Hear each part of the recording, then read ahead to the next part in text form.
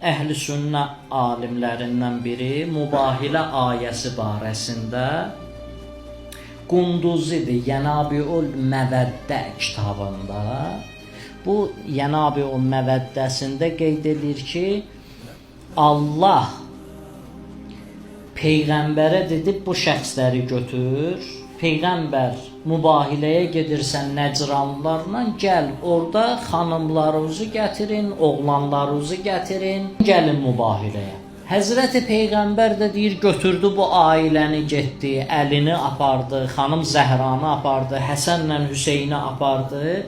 Peyğəmbərdən bu nəql edir. Deyir, Peyğəmbər sallallahu aleyhi və alihi və səlləm buyurur ki, لو علم الله أن في العرض عبادا أكرم من علي وفاطمة والحسن والحسين لأمرني أن أباهل بهم.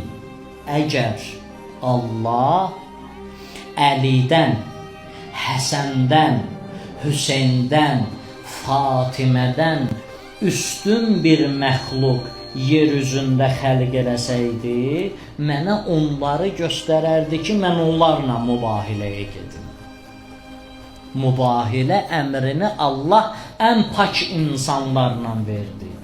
O insanlarla Peyğəmbər gedəcəksən, onlar pak insanlardır. Pak insanlardır. Onlarla gedəcəksən mübahiləyə.